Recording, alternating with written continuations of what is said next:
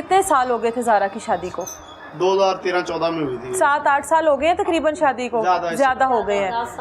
10 साल हो गए हैं। 4 बच्चे हैं ज़ारा के? 4 बच्चे, 2 बेटे 2 बेटियां? 3 बेटे और 1 बेटी। 3 बेटे और 1 बेटी है। तो शोहर जो है उसका वो कब फौत हुआ है? उसकी 1.5 साल पहले डेथ हो गई। तो किस तरह डेथ हुई है उसकी? वो अपने आप ही मतलब उसकी डेथ पता नहीं हमें कैसे हुआ, वो खुद फौत हो गया। शादी करके ज़ारा जो है यहाँ से उकाड़ा गई है? नहीं, उधर उकाड़ा में पहले हम लोग रहते थे। अच्छा।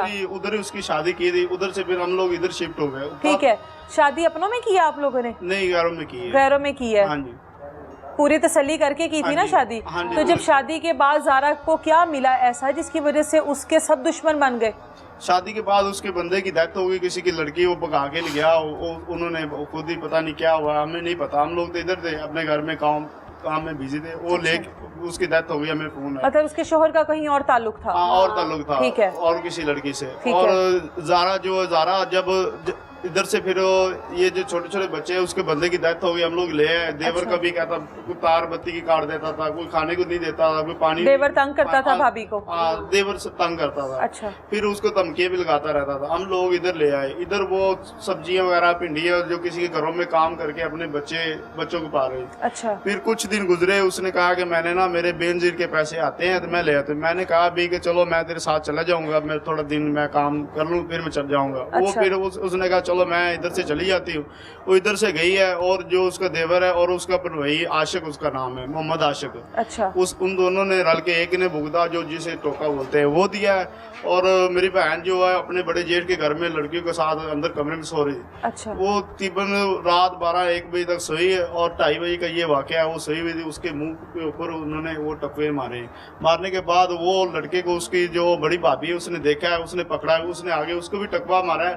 उसके लात पे अभी भी लगा हुआ वो टकवा जो उसने मारा था। अच्छा। मेरी बहन के मुंह पे, ये बाजू, दाएं हाथ, मुंह पे सारे उसने टकवे मारे हैं। छोटा बच्चा जो है ना ज़ारा का, जो 5 साल का, वो उसके सीने के पास ही पड़ा, मतलब उसके बाजू के पास हो रहा था, बाजू के ऊपर ही सो रहा हाँ। था। उसने टकवे मार के वो फिर भाग गया, फरार हो गया उधर से। अभी हमें कुछ भी नहीं मिला। वो जो जिसने टकवा दिया था वो ही बस पकड़ा गया। हमें कोई कुछ रिस्पॉन्स मतलब नहीं मिल रहा। कोई वो लड़का अभी पुलिस जाती है, रेड शेड मारती है। उन्होंने दोनों ने मारे। उस बाद हुन सानू वो आदमी नहीं मिल रहा। डिमांड क्या थी देवर की ज़ारा से? डिमांड कहता था कि ये जो जगह है ना 5 मरले का घर और एक प्लाट था 5 मरले का और बड़ा, वो कहता था इन दोनों के जो ना अंगूठे वगैरह लगवा दो। अच्छा। ये हमें दे। उसने कहा कि मैं दे देती हूँ, मेरे बच्चों का क्या बनेगा कि मैं अकेली, और तुम लोग तो ना खर्चा कोई देता है, कुछ भी नहीं देता। हम लोग तो, मैं इधर मेहनत मजदूरी भिंडियाँ काट के, और ये घर कहाँ से आया था? ये घर उसके देवर उसके आदमी का था। उसके शोहर ने दिया ना? फिर तो ज़ारा का हुआ ना, उसका हक है, उसके बच्चों का हक है सबसे पहले उसका। हाँ जी। अच्छा। वो धमकी लगाता रहता था लोगों को, कहता रहता था उनको मैं ऐसे कर दूंगा, मार दूंगा, इसकी हालत बिगाड़ दूंगा। वो वही जो 2:30 बजे का टाइम था, उसने उसका मुंह सारा ही आप लोगों ने देखा ही है। जेठ के घर में ज़ारा मौजूद थी। जेठ का घर आप बता रहे हैं बस्ता घर है, तमाम लोग मौजूद हैं। घर के अंदर कोई दाखिल होता है रात के अंधेरे में, मार कर चला जाता है, कोई चीखो पुकार नहीं होती, कोई शोर शराबा नहीं होता। हाँ जी, हुआ सब कुछ। उसने टैग की उसके मुंह पे ऊपर गया, उसकी आवाज ही नहीं निकली। इधर से जुबान भी कट गई, सब कुछ आप लोगों ने देखा। आपको मैं तस्वीर दूंगा, जुबान भी कट गई, उसका सर भी कट गया, और ये बाजू दाया हाथ उसका काटा गया। ये उनके 4 बच्चे हैं, ये छोटे छोटे बच्चे हैं। इनको बेचारी बाप इधर काम करके, एक बच्चे को साथ लेकर गई थी। ये बच्चा साथ में, ये बच्चा साथ था। ये बच्चा ठीक है, इसको तो नहीं कोई चीज लगी? कुछ भी नहीं हुआ। जब इसको उठाया ना उन लोगों ने, ये खून से फुल, माँ के खून से बच्चा भरा हुआ था। ये बच्चा कहता है मुझे क्या लगा है। उन्होंने फिर बताया नहीं कि आपकी माँ का खून है। उन्होंने दवा साइड पे कर दिया उसी टाइम। वालदा को दे माइक। ਅਸੀਂ ਮਰੇ ਤੇ ਗਏ ਮਰੀ ਤੇ ਜਦੋਂ ਮੈਂ ਅਜੀ ਬੇਟੀ ਦੀ ਇਤਨੀ ਸਟੇਰੀ ਥੱਲੇ ਖੂਨ ਦੀ ਲੱਗੀ ਵੀ ਸੀ, ਮੂੰਹ ਵੇਖਿਆ ਤੇ ਮੈਂ ਬੇਹੋਸ਼ ਹੋ ਗਈ ਵੇ ਤੇ ਮੈਂ ਅੱਲਾ ਸੁਣੇ ਤੂੰ ਕੀ ਕੀਤਾ ਹੈ। ਨਿੱਕੇ ਨਿੱਕੇ ਬੱਚੇ ਨੇ, ਫਿਰ ਉਹਨਾਂ ਨੂੰ ਚਾਟਾਂ ਮਾਰੀਆਂ ਸੀ। ਮੈਂ ਤੁਹਾਡਾ ਨੇ ਕੀ ਵਿਗਾੜਿਆ। पिंड ने भी सारे क्या ना कहना, बहुत ज्यादा बच्चे के साथ की, पहले भी करते आए ने, हुण फिर भी करते रहे ने। जे असीं पिंड वाले गया सी उत्थे कला दित्ती, उत्थों पैसे लैण आई, इन्हां दी जान लुट लई है। वो टकवा ने लोहार कोल गया है, लुआया। लोहार कहंदा भी तुसीं की करना टकवे नूं? कहंदा मैं सिरियां साथ रखियां ने, मैं सिरियां बनाणियां ने अज। उसको पहले तेज करवाया उसने। हाँ, अच्छा। लोहार ਦੇ 4 ਵਜੇ ਉਹਨੇ ਚੰਗਾ ਤੇਜ਼ ਕਰਵਾਇਆ ਵੀ ਮੈਂ ਕੋਈ ਮੈਨੂੰ ਫੜੇ ਵੀ ਕਿਹੜੇ ਮੈਂ ਵਾਰ ਕਰਾਂ ਮੈਂ ਸਹੀ ਕਰ ਲਾਂ। ਜਦੋਂ ਉਹਨੇ ਪਹਿਲਾ ਟਕਵਾ ਮਾਰਿਆ ਉਹਨੇ ਇੱਥੇ ਮਾਰਿਆ ਹੈ, ਇੰਨਾ ਮਾਰਿਆ ਟਕਵਾ 2 ਹੱਥਾਂ ਨਾਲ ਵੀ ਇੰਨਾ ਤੱਕ ਹੀ ਲੈ ਗਿਆ ਥੱਲੇ। ਉਹਨਾਂ ਦੀ ਥੋੜੀ ਜਿਹੀ ਚੀਕ ਨਿਕਲੀ ਹੈ। अच्छा। ਫਿਰ ਉਹਨੇ ਟਕਵਾ ਮਾਰਿਆ, ਫਿਰ ਉਹਨੇ ਐ ਮਾਰਿਆ, ਫਿਰ ਉਹਨੇ ਜੁੰਡਿਆਂ ਤੋਂ ਪਕੜਦੇ ਉਹਦਾ ਮੂੰਹ ਐਸ ਵੇਲੇ ਕਰਦੇ, ਉਹਨੇ ਇੱਥੋਂ ਸਿੱਧਾ ਟਕਵਾ ਮਾਰਿਆ, ਐਵੇਂ ਕੰਨ ਵੀ ਕੱਢ ਦਿੱਤਾ, ਐਵੇਂ ਅੱਧਾ ਸਿਰ ਵੀ ਕੱਢ ਦਿੱਤਾ।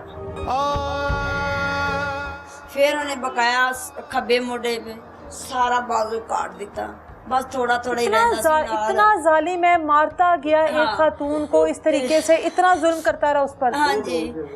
ते जेड़े बड़े जठानी दे घर सी, दूसरा आदमी क्या करता रहा है? 2 लोग थे ना?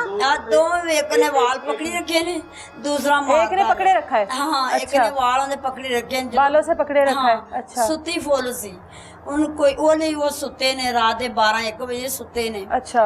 दूसरे ये 2 कुड़ियां दे, कुड़ी मेरी एक अंदर सौ गई है, दूसरे अंदर सौ गए ने।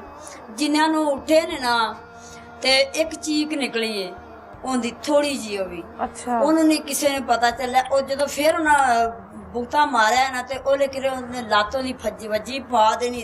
ਉਹਦੇ ਕੁੜੀ ਨਾਲ ਪਈ ਸੀ ਵੱਡੀ, ਉਹ ਥੋੜੀ ਜਿਹੀ ਨਾ ਹੋਏਗੀ ਵੀ ਉਹ ਜੀ ਮੈਂਡਲ ਜੀ ਸੀ। ਅੱਛਾ। ਉਹ ਉੱਠੀ, ਉਹਨੇ ਰੋਲਾ ਪਾਇਆ, ਉਹਨਾਂ ਨੇ ਉਹਨਾਂ ਪਕੜ ਲਿਆ ਵੀ ਇਹ ਰੋਲਾ ਨਾ ਪਾਉਣ। ਉਹਨਾਂ ਬੂਤੇ ਲੈ ਲੈ ਤੇ ਉਨੀ ਦੇਰ ਉਹਦੀ ਮਾਂ ਦੀ ਸਿੱਧੀ ਛੱਤ ਪਰ ਭੱਜ ਗਈ ਹੈ। ਅੱਛਾ। ਉਹਨੇ ਪਿੰਡ ਵਾਲੇ ਭੱਜੋ, ਸਾਨੂੰ ਮਾਰ ਗਏ, ਜ਼ਾਰਾਂ ਨੂੰ ਵੱਢੀ ਜਾਂਦੇ, ਜੂਨੀ ਜ਼ਾਰਾਂ ਨੂੰ ਵੱਢੀ ਜਾਂਦਾ ਜੀ।